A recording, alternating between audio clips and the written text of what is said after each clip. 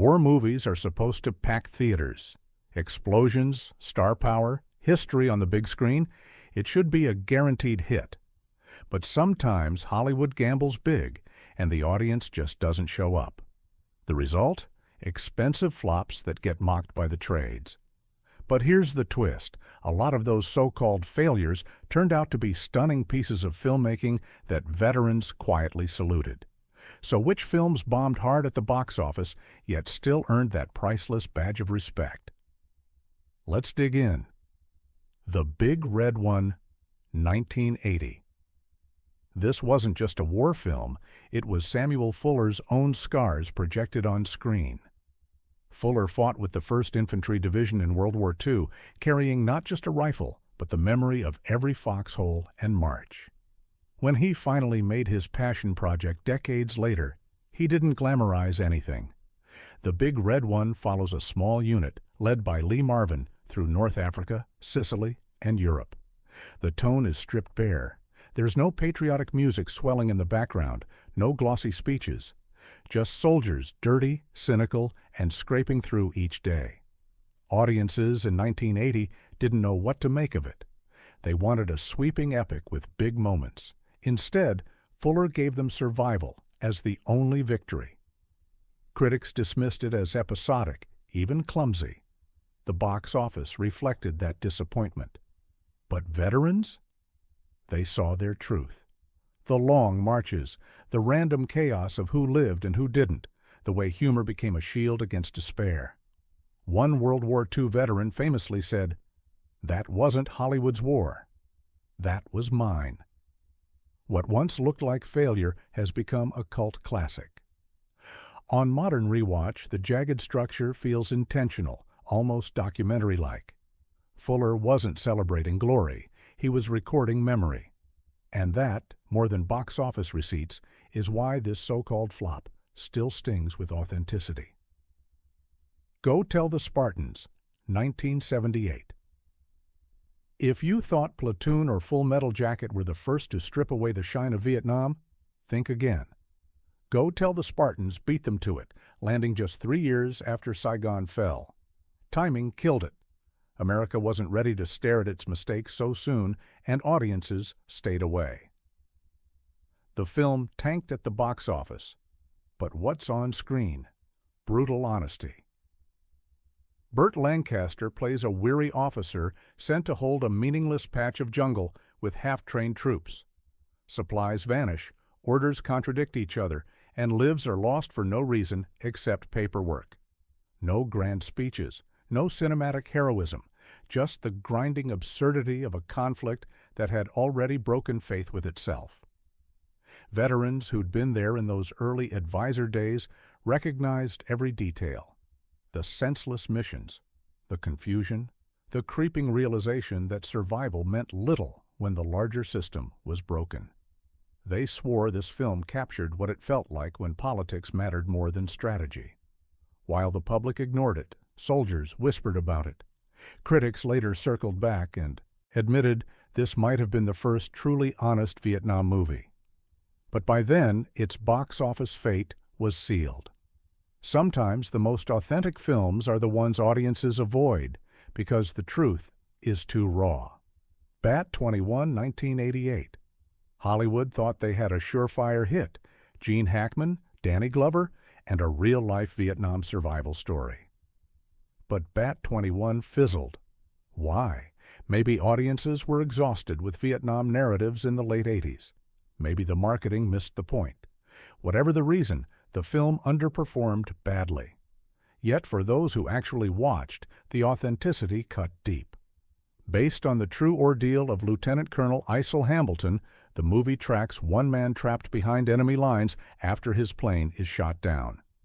Hackman's performance isn't showy, it's weary, paranoid, constantly calculating how to survive. Glover, as the pilot guiding him over radio, embodies the bond that grows between two men who may never meet face to face. Veterans respected how the film nailed the isolation and fear of being cut off.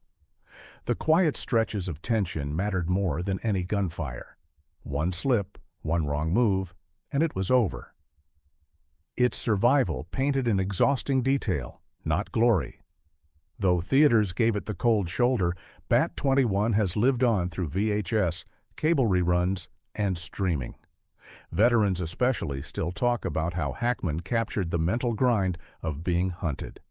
In hindsight, its so-called failure looks less like a misfire and more like a classic overlooked by the crowds. Hamburger Hill, 1987.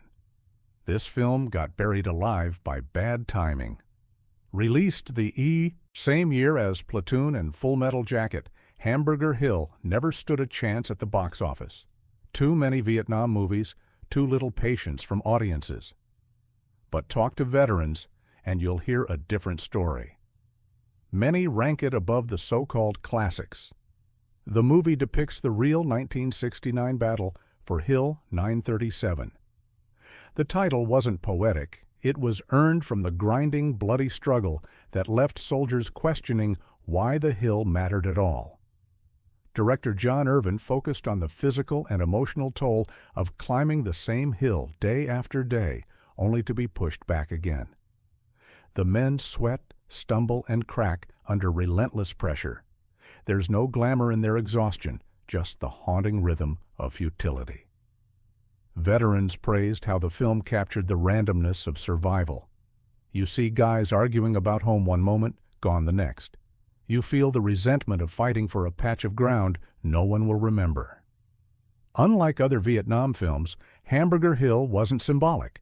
It was literal, and that bluntness resonated. At the time, critics shrugged, audiences ignored it, but veterans kept it alive, passing it around as the movie that told their truth. Today, it's remembered as one of the most realistic depictions of Vietnam's madness, even if the box office said otherwise. Memphis Belle, 1990. On paper, this movie looked like a guaranteed hit, a handsome cast, thrilling aerial battles, and the true story of a famous B-17 bomber crew. But Memphis Belle underperformed at the box office, leaving studio accountants disappointed. What's strange is that veterans, especially those who served in the skies, connected with it more deeply than almost anyone else. The film dramatizes the final mission of the Memphis Belle, one of the first American bombers to complete 25 sorties over Europe. What makes it stand out is the focus on the crew, 10 young men crammed inside a flying fortress, dealing with nerves, fatigue, and the creeping sense that one wrong turn could mean never going home. The dogfights are tense, yes, but the quiet moments hit just as hard. Soldiers swapping jokes, snapping under stress, or staring blankly into the freezing sky. Critics at the time dismissed it as too polished, too clean. Audiences expected a blockbuster spectacle, and when it delivered something more intimate, ticket sales slumped. But veterans recognized the details. The cramped conditions, the constant rattling of the plane, the silent prayers before every run. One former airman described it as the closest thing to being back in that tin can. Decades later, Memphis Belle feels like a time capsule. It may not have made millions, but its authenticity ensured it earned something more lasting, the respect of the men who once lived that reality. The Thin Red Line, 1998. When Terrence Malick returned to filmmaking after a 20-year absence, everyone expected a masterpiece. Instead, what they got was a film that confused general audiences. The Thin Red Line bombed financially compared to its budget, overshadowed by Spielberg's more straightforward Saving Private Ryan the very same year. But veterans who saw it knew better. Malick's vision wasn't about strategy or explosions. It was about the inner lives of soldiers caught in the storm of Guadalcanal. The film drifts between perspectives, capturing the fear, longing, and strange beauty of men in war. Shots of swaying grass and whispered voiceovers frustrated moviegoers who wanted constant combat. Yet for many veterans, that was exactly the point. War isn't nonstop action. It's waiting, wondering, and wrestling with your own thoughts until the next eruption. The cast was stacked: Sean Penn, Jim Caviezel, Nick Nolte, and more. But the real star was the atmosphere. Long silences, sudden bursts of chaos, the haunting contrast between nature's calm and human destruction. Veterans praised its refusal to glorify anything, calling it one of the most spiritually accurate depictions of combat stress ever filmed. It didn't win over ticket buyers, but The Thin Red Line has grown into a modern classic, often ranked among the greatest war films ever made. Malick proved that sometimes the most authentic movies don't entertain. They linger, unsettling, and unforgettable. Pork Chop Hill, 1959. The Korean War has often been called the Forgotten War, and Pork Chop Hill embodies that reality perfectly. Released in 1959, it barely broke even. Audiences weren't interested in a grim story about a conflict they'd rather forget. Yet for veterans, the film nailed the bitter truth. Gregory Peck stars as Lieutenant Joe Clemens, ordered to take back and hold Pork Chop Hill against overwhelming Chinese forces.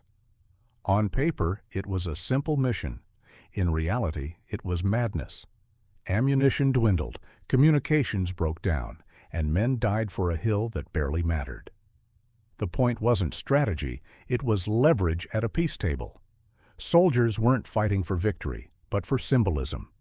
Veterans who served in Korea saw their experience on screen. They remembered the sense of being pawns in someone else's game, ordered to hold meaningless ground at unbearable cost. The film's battle scenes are relentless, with Peck leading exhausted men through wave after wave of attack. But the real sting comes from its refusal to offer closure. The hill is taken, but the question of why hangs in the air, unanswered. Critics at the time didn't appreciate the bleakness, calling it too downbeat. Yet that's exactly why veterans praised it. Pork Chop Hill stripped away any illusion that war always has purpose. Sometimes it doesn't, and that honesty hit home harder than any box office return ever could. A Walk in the Sun, 1945. Released before World War II even ended, A Walk in the Sun faced an uphill climb at the box office. Audiences still wanted flag-waving victory stories, not slow, thoughtful realism. The film disappointed financially, but among Gahi veterans, it quietly became a touchstone.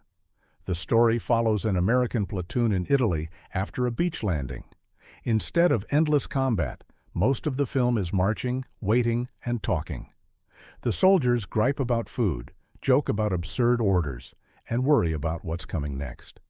When action finally erupts, it's jarring, exactly as veterans remembered it. The contrast between monotony and sudden chaos was truer to life than any Hollywood spectacle. Critics at the time called it slow, veterans called it familiar. One reviewer even wrote that it sounded like the barracks at night. The dialogue, adapted from Harry Brown's novel, was so authentic it could have been overheard from real foxholes. The film didn't glorify commanders or strategies. It showed the inner world of ordinary soldiers just trying to survive another day. Though it slipped past audiences in 1945, historians and veterans later recognized its importance. A Walk in the Sun proved that realism could matter more than explosions. Today, it stands as one of the earliest war films to trade spectacle for truth, and its flop status only makes its endurance more impressive. The Steel Helmet, 1951. Samuel Fuller had already seen the horrors of World War II when he made The Steel Helmet, one of the very first films about Korea. Shot in just 10 days on a shoestring budget, it surprised critics with its grit. But financially, it struggled. Some even accused it of being unpatriotic, which didn't exactly help ticket sales. The story follows a ragtag group of soldiers holed up in a Buddhist temple, fighting to stay alive. Unlike the polished Hollywood heroes of the time, these men are bitter, bruised, and deeply human. Gene Evans plays Sergeant Zach, a tough survivor whose cynicism rang true with veterans. Fuller didn't shy away from messy realities, racial tension among troops, the random cruelty of death, and the quiet dread of being surrounded. Audiences in 1951 weren't ready. They wanted clear-cut heroes and hopeful endings, not grim honesty. Veterans, though, recognized every beat.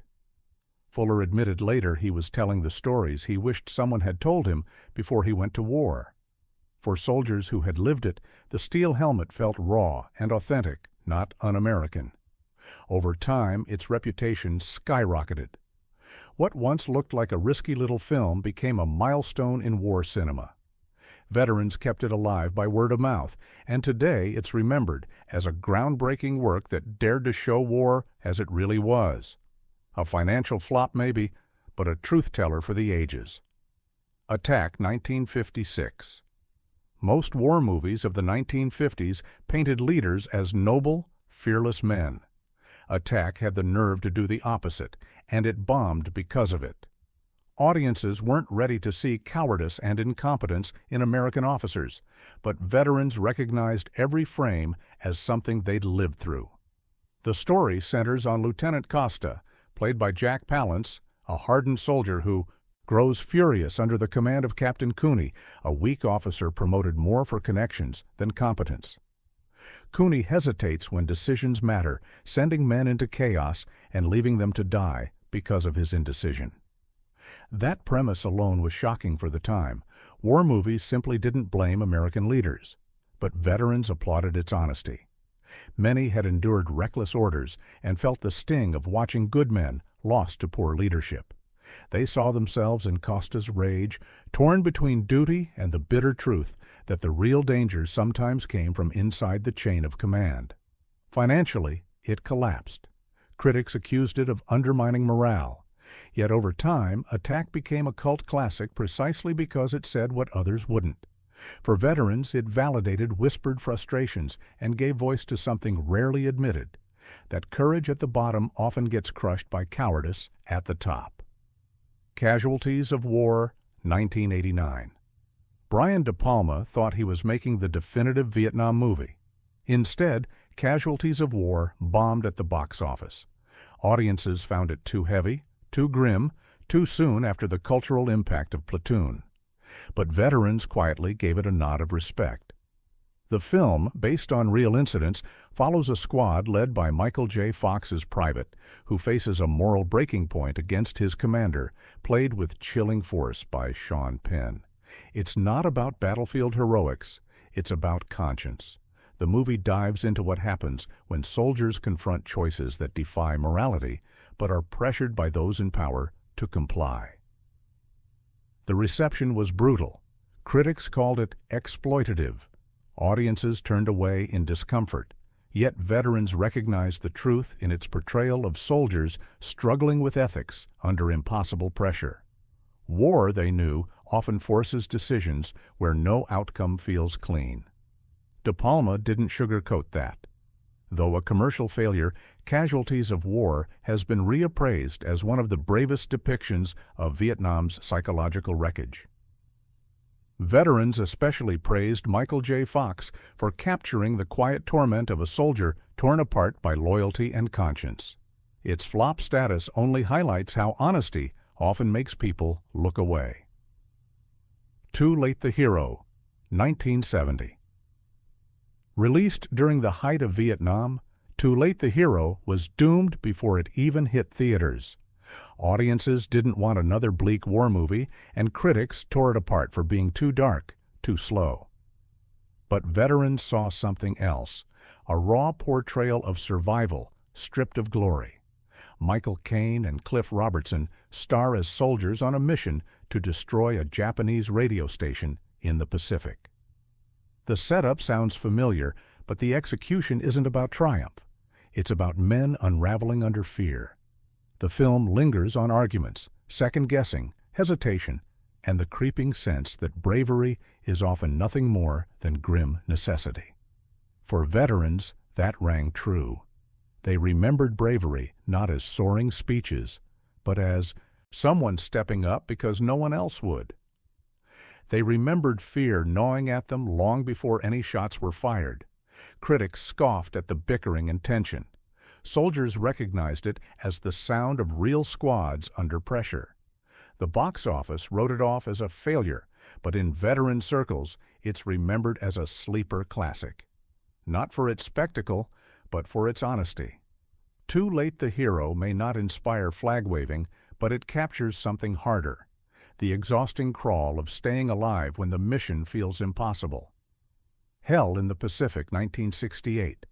Two men, two enemies, one deserted island. That's the entire premise of Hell in the Pacific. Audiences in 1968 didn't buy it. Too minimalist, too weird, too quiet. It lost money and slipped into obscurity. But veterans embraced it, because beneath the simplicity, it told one of the most profound war stories ever filmed. Lee Marvin, himself a decorated veteran of World War II, plays an American pilot stranded on the island.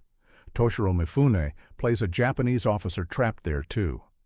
At first, they sabotage each other, fueled by training and hatred. But survival forces, cooperation. They work together awkwardly, suspiciously, never fully trusting, but realizing they share more than they thought. Veterans loved it because it peeled war down to the bone. Strip away the uniforms, and the enemy is just another human being caught in the same nightmare. Marvin's weary body language, the way he moves like someone who's lived combat, made the film resonate deeply with soldiers. It was a financial dud, yes, but it's endured as a quiet masterpiece. Hell in the Pacific doesn't glorify anything. It's about survival, mistrust, and the flickers of humanity that sneak through even in the darkest of times. Veterans understood it better than anyone. Men in War, 1957. By the time Men in War arrived in theaters, audiences were expecting more traditional heroics. What they got was bleak realism, and they rejected it. The movie tanked. But veterans who watched it saw something rarely captured on film: the psychological unraveling of men under constant stress. The setup is simple. A platoon cut off from support must march through hostile territory. But instead of clean victories, the film shows exhaustion, paranoia, and the erosion of discipline. Soldiers snap at each other, leaders falter, morale crumbles with every mile. Robert Ryan's Weary Lieutenant became a mirror for countless veterans who'd served under commanders, doing their best while falling apart inside. The cinematography adds to the unease: long silences, barren landscapes, sudden outbursts of chaos. Critics called it too depressing. Veterans called it true. What made it sting was the lack of resolution. There's no neat closure, no rousing finale, just men staggering forward, stripped down to survival instincts. For veterans, that wasn't depressing, it was reality. Today, Men in War is recognized as one of the best portrayals of combat stress ever filmed. It may have failed in theaters, but for those who knew the truth, it was unforgettable. So there you have it, 15 war films that Hollywood shrugged off, but veterans never forgot. They may have bombed at the box office, but their power was never about ticket sales. It was about truth, the grit, the silence, the fatigue, the small moments that felt too real to be fiction. Which of these underrated classics have you seen? And which ones do you think deserve a modern rewatch? Drop your thoughts below, and don't forget to like, share, and subscribe for more stories. Hollywood Almost Buried.